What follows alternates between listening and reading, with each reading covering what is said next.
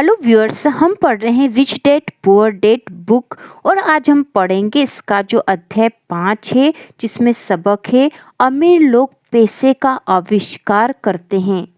संसार में अक्सर चतुर नहीं, साहसी लोग आगे बढ़ते हैं। तो शुरू करते हैं। पिछली रात मैंने लिखने के काम से फुर्सत निकाली और अलेक्जेंडर ग्राहम बेल के जीवन पर आधारित टीवी कार्यक्रम देखा। उस वक्त बेल ने अपने टेलीफोन का पेटेंट कराया था और उनके इस नए आविष्कार की मांग बहुत ज़्यादा होने की वजह से वे बहुत परेशान थे। ज़्यादा बड़ी कंपनी की जरूरत महसूस होने पर वे उस जमाने की नामी कंपनी वेस्टर्न यूनियन के पास गए और उनसे पूछा कि क्या वे उनके पेटेंट तथा छोटी सी कंपनी को खरीदेंगे। इस पूरे सौदे के बदले में वे $1,00,000 चाहते थे। वेस्टर्न यूनियन के प्रेसिडेंट ने उनकी खिल्ली उड़ाते हुए इस प्रस्ताव को ठुकरा दिया और कहा कि वे बहुत ज्यादा कीमत मांग रहे हैं। बाकी इतिहास है। एक मल्टी बिलियन डॉलर उद्योग का उदय हुआ और AT&T नामक कंपनी का जन्म हुआ। अलेक्जेंडर ग्राहम बेल के कार्यक्रम के ठीक बाद शाम के समाचार आ गए।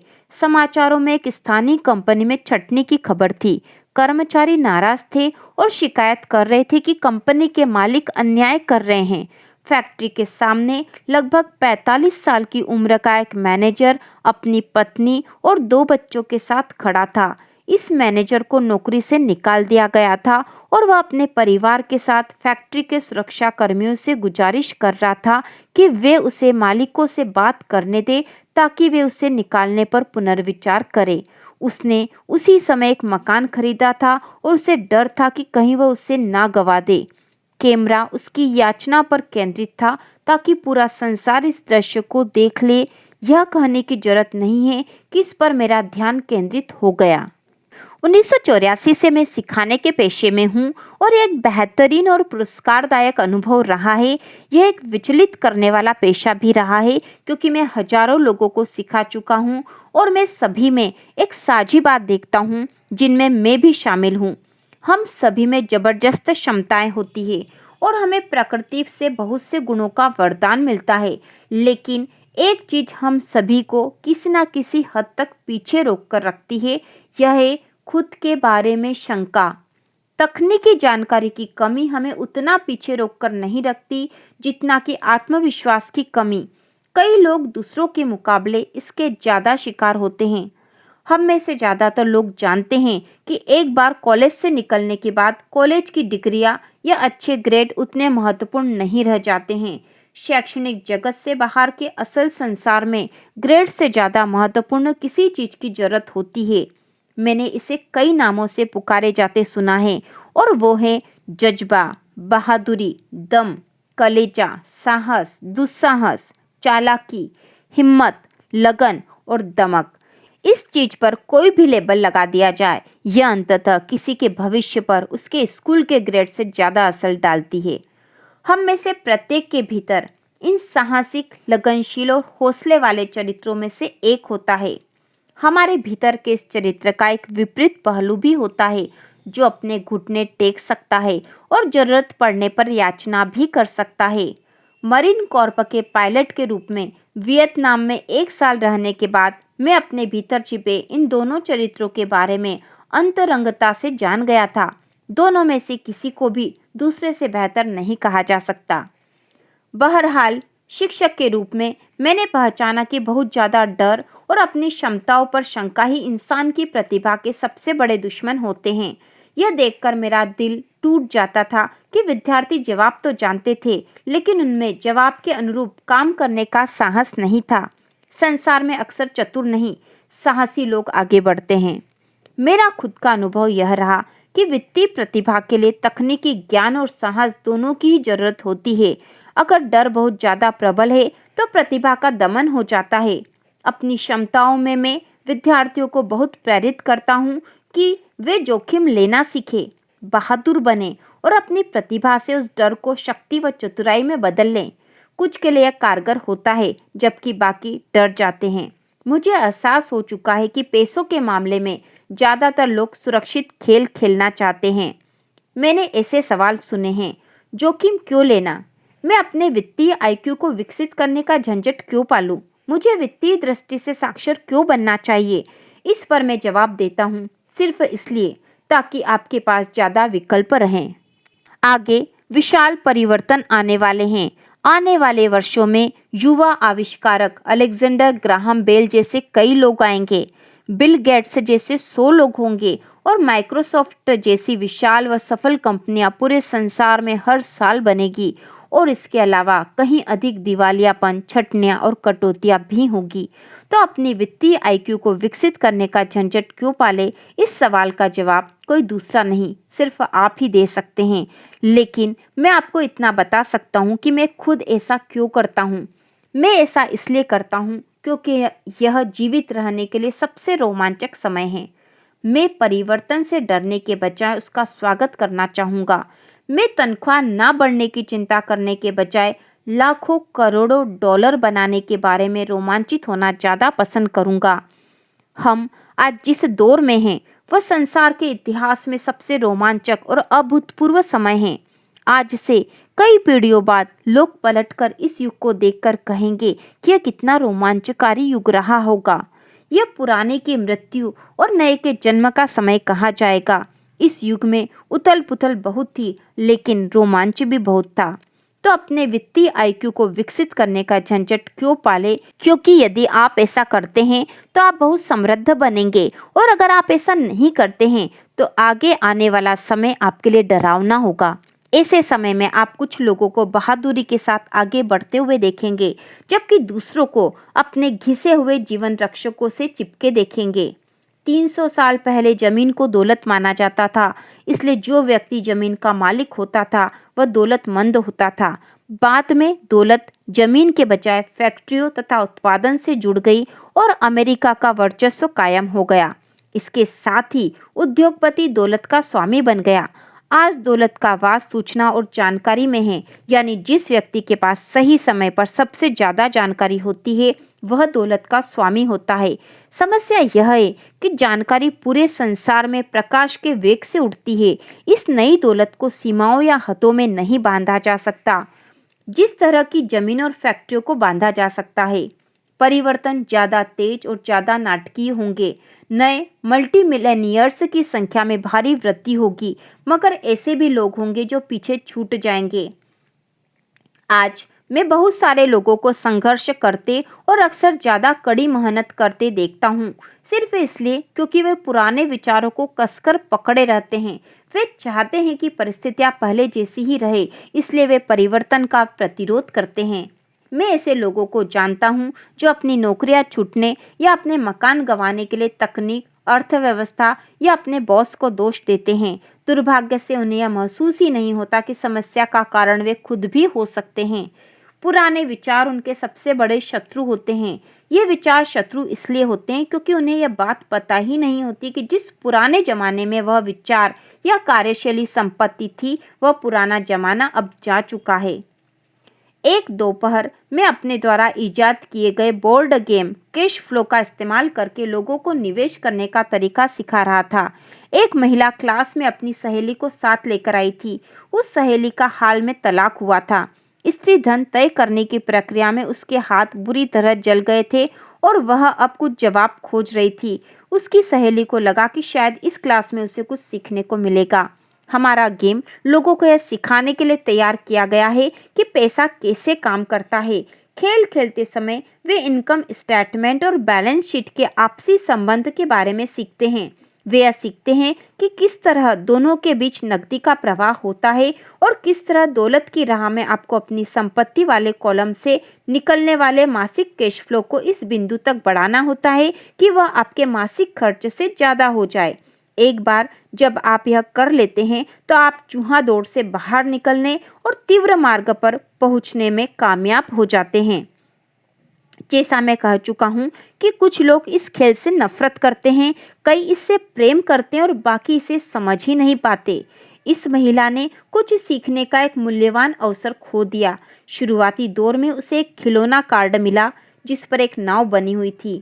पहले तो वह खुश हुई, अरे वाह, मुझे नाव मिल गई। इस पर उसकी सहेली ने उसे यह समझाया कि संख्याएं उसके इनकम स्टेटमेंट और बैलेंस शीट में कैसे काम करती है। इससे वह कुंठित हो गई क्योंकि उसे गणित कभी पसंद नहीं रहा था। बाकी खिलाड़ियों ने धैर्यपूर्वक इंतजार किया जब उसकी सहेली ने उसे इनकम स्टेटमेंट, बैलेंस शीट और मासिक कैश फ्लो का आपसी संबंध समझाया। जब उसे एहसास हुआ कि अंक कैसे काम कर रहे थे तो अचानक उसे समझ आ गया कि उसकी नाव तो उसे जिंदा खा रही है। खेल में बाद में उसे नौकरी से भी निकाल दिया गया और उसे एक बच्चा हो गया। यह खेल उसके लिए एक भयानक अनुभव साबित हुआ। क्लास के बाद वह महिला मुझसे बोली कि उसकी सहेली बहुत विचलित हो गई है। वह क्लास में निवेश के बारे में सीखने आई थी और उसे यह विचार पसंद नहीं आया कि इतने मूर्खतापूर्ण खेल को खेलने में इतना ज़्यादा समय बर्बाद किया जाए। उसकी सहेली ने उसे समझाने की कोशिश की कि वह अपने भीतर झांक कर देखे, क्या उस खेल में किसी तरह उसकी अंदरूनी झलक दिखाई देती है। इस सुझाव पर उस महिला ने अपना पैसा वापस मांग लिया। उसने कहा कि यह सोचना भी मूर्खता है कि कोई खेल उसकी अंदरूनी झलक दिखा सकता है। उसका पैसा तुरंत वापस कर दिया गया और वह चली गई। 1984 से मैंने वह करके करोड़ों डॉलर कमाए जो स्कूली तंत्र नहीं करता। स्कूल में ज़्यादातर शिक्षक व्याख्यान देते हैं। अपने छात्र जीवन में मुझे व्याख्यानों से चिढ़ होती थी। मैं जल्दी ही बोर हो जाता था और मेरा दिमाग इधर उधर भटकने लगता था। 1984 में मैंने खेलों और सिमुलेशंस के माध्यम से सिखाना शुरू किया। आज भी मैं इन्हीं साधनों पर भरोसा करता हूँ। मैं हमेशा अपने वयस्क विद्यार्थियों को प्रोत्साहित करता हूँ कि वे खेलों को इस नज़रिए से देखें कि यह उन्हें उनके ज्ञान और अज्ञान की झलक दिखाता है। सबसे महत्वपूर्ण बात, खेल व्यवहार की झलक दिखाते हैं। वे तुरंत फीडबैक देते हैं। किसी शिक्षक के आम व्याख्यान के बजाय खेल आपको एक व्यक्तिगत व्याख्यान दे रहा है जिसे खास तौर पर आपके लिए बनाया गया है। जो महिला खेल छोड़कर चली गई थी, उसकी सहेली ने बाद में मुझे फोन करके ताज़ा जानकारी दी। उसने कहा कि उसकी सहेली अब शांत हो गई थी। शांत होने के बाद वह खेल और अपने जीवन के बीच थोड़ा आपसी संबंध देख सकती थी। हालांकि उसने या उसके पति ने कभी नाव नहीं खरीदी थी, लेकिन उनके पास बाकी तमाम चीजें थी जिनकी कल्पना की जा सकती थी। उनके तलाक से वह नाराज थी क्योंकि उसका पति एक कम उम्र की युवती के साथ भाग गया था और इसलिए भी क्योंकि 20 साल के वैवाहिक जीवन के बाद उसके पास बहुत कम संपत्तियां थी। उनके बीच बांटने के लिए ज्यादा कुछ था ही नहीं। उनका 20 साल का वैवाहिक जीवन मजेदार तो बहुत रहा, लेकिन उन्होंने बस 1 टन खिलौने या उपकरण ही इकट्ठे किए थे। उसे एहसास हुआ कि अंक जोड़ने घटाने पर इनकम स्टेटमेंट और बैलेंस शीट उसे गुस्सा इसलिए आया था क्योंकि उसे उन्हें ना समझने पर शर्म आ रही थी। उसका यह मानना था कि पैसों और हिसाब किताब के काम पुरुषों के होते हैं। वह घर संभालती थी और मेहमानों का स्वागत करती थी, जबकि उसका पति आर्थिक मामले देखता था। अब उसे पक्का भरोसा हो चुका था कि वैवाहिक जीवन के आखिरी 5 सालों में उसके पति ने उससे पैसा छुपाया था। वह खुद पर नाराज थी कि उसे इस बारे में ज्यादा पता क्यों नहीं चला कि पैसा कहाँ जा रहा है। साथ ही इस बारे में भी उसे दूसरी औरत के बारे में पता क्यों नहीं चल पाया। बोर्ड गेम की ही तरह संसार भी हमें हमेशा तुरंत फीडबैक देता है। यदि हम ध्यान दें तो हम काफी कुछ सीख सकते हैं। कुछ समय पहले एक दिन मैंने अपनी पत्नी से शिकायत की कि ड्राई क्लीनर्स ने मेरे पैंट सिकोड़ दिए। पत्नी हल्के से मुस्कुराई। उसने पेट में अंगुली गड़ाकर मुझे जानकारी दी कि पैंट नहीं सिकुड़े, कोई दूसरी चीज फैल गई है। मैं ज्यादातर लोग सिर्फ एक ही समाधान जानते हैं, कड़ी मेहनत करो, पैसे बचाओ और कर्ज लो। सवाल यह है कि आपको अपनी वित्तीय बुद्धि क्यों बढ़ानी चाहिए? क्योंकि आप ऐसे व्यक्ति बनना चाहते हैं जो अपनी किस्मत खुद बनाता है। आप अपने साथ होने वाली घटनाओं को स्वीकार करते हैं और उन्हें बेहतर बनाते हैं। बहुत कम लोगों को इस बात का एहसास होता है कि पैसे की तरह ही किस्मत भी बनाई जा सकती है। और अगर आप कड़ी मेहनत करने के बजाय ज़्यादा खुशकिस्मत बनना चाहते हैं तथा पैसा उत्पन्न करना चाहते हैं तो आपकी वित्तीय बुद्धि महत्वपूर्ण है। अगर आप ऐसे इंसान हैं जो सही परिस्थितियों के आने का इंतजार करता है तो आपको शायद बहुत लंबे समय तक इंतजार करना पड़ेगा। यह तो वैसा ही है जैसे यात्रा शुरू करने से पहले आप इस बात का इंतजार करें कि अगले 5 मील तक सभी ट्रैफिक लाइट से हरी हो। बचपन से ही अमीर डैडी ने माइक और मुझे लगातार बताया था कि पैसा वास्तविक नहीं है। अमीर डैडी हमें बार बार याद दिलाते थे, जब हमने प्लास्टर ऑफ पेरिस के साँचे से पैसे ढालना शुरू किया था, तब हम धन के रहस्य के कितने करीब आ गए थे। गरीब और मध्यम वर्गीय लोग पैसे के लिए काम करते हैं। वे कहते थे, अमीर लोग पैसे बनाते हैं। तुम धन को जितना वास्तविक मानोगे, उसके लिए उतनी ही ज़्यादा मेहनत करोगे। यदि तुम इस विचार को दिल में उतार लोगे कि धन असली चीज़ नहीं है, तो तुम ज़्यादा तेजी से ज़्यादा अमीर बन सकते हो। यह क्या है? यह सवाल माइक और मैं अक्सर पूछते थे। अगर धन असली चीज़ नहीं है तो फिर क्या है? धन वही है जिसके बारे में हम एकमत हो जाएं। अमीर डैडी बस इतना ही कहते थे। हमारा दिमाग हमारे पास मौजूद सबसे शक्तिशाली संपत्ति है। अगर इसे अच्छी तरह प्रशिक्षित कर दिया जाए तो यह लगभग तुरंत ही भारी दौलत उत्पन्न कर सकता है। अप्रशिक्षित मस्तिष्क बहुत गरीबी भी उत्पन्न कर सकता है, जो किसी परिवार में पीढ़ियों तक कायम रह सकती है। सूचना युग में पैसा बिजली की गति से बढ़ रहा है। केवल विचारों और अनुबंधों की बदौलत कुछ लोग शून्य से बेहद अमीर बन रहे हैं। जो लोग जीविका के लिए शेयरों और निवेशों का कारोबार करते हैं, वे इसे सारे समय होते देखते हैं। अक्सर शून्य से लाखों करोड़ों डॉलर तुरंत ही कमाए जा सकते हैं। और शून्य से मेरा मतलब है कि पैसे के लेन देन के बिना। यह अनुबंध से होता है। ट्रेडिंग पीठ में हाथ के एक संकेत से लिस्बन में एक व्यापारी की स्क्रीन पर बत्ती जलती है, टोरंटो में व्यापारी की स्क्रीन पर सौदा उभरता है और वापस लिस्बन में बत्ती जल जाती है। मेरे ब्रोकर को खरीदने और एक पल बाद बेचने के लिए बस फोन भर करने की जरूरत होती है। इस पूरे मामले में पैसे का लेन देन कहीं नहीं हुआ, अनुबंधों का हुआ। तो अपनी वित्तीय प्रतिभा क्यों विकसित करें? इस सवाल का जवाब सिर्फ आप ही दे सकते हैं। मैं आपको बता सकता हूं कि मैं इस क्षेत्र में अपनी प्रतिभा क्यों विकसित कर रहा हूं। मैं ऐसा इसलिए करता हूं क्योंकि मैं तेजी से पैसे बनाना चाहता हूं। इसलिए नहीं क्योंकि मुझे जरूरत है, बल्कि इसलिए क्योंकि मैं ऐसा करना चाहता हूं। ये सीखने की बड़ी दिलचस्प प्रक्रिया है। मैं अपना वित्तीय आईक्यू इसलिए विकसित करता हूं क्योंकि मैं संसार के सबसे तेज और सबसे बड़े खेल में शामिल होना चाहता हूं और अपने छोटे तरीके से मैं मानवता के इस अभूतपूर्व विकास का हिस्सा बनना चाहता हूँ। एक ऐसे युग का जहाँ इंसान अपने शरीर से नहीं बल्कि विशुद्ध रूप से अपने दिमाग से काम करते हैं। इसके अलावा यहीं पर रोमांच है।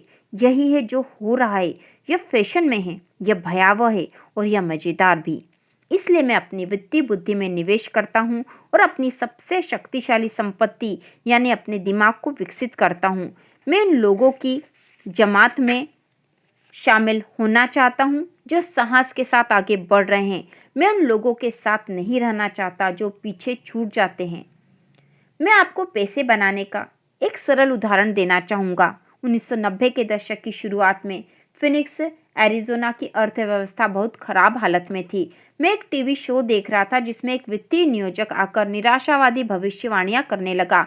उसने पैसे बचाने की सलाह दी। उसने कहा, हर महीने $100 की बचत करोगे तो 40 साल में मल्टी मिलियनियर बन जाओगे। देखिए, हर महीने निश्चित राशि बचाने का विचार काफ़ी दमदार है। यह भी एक विकल्प है। यह विकल्प जिसे सबसे ज़्यादा लोग चुनते हैं। समस्या यह है कि ऐसा करने पर आदमी को यह नहीं दिखता कि उसके आसपास क्या हो रहा है। इससे वह बड़े अवसर चूक जाता है जिनसे उसका पैसा कहीं ज़्यादा तेजी से बढ़ सकता था। नतीजा यह होता है कि संसार उसके पास से गुजरकर आगे बढ़ जाता है।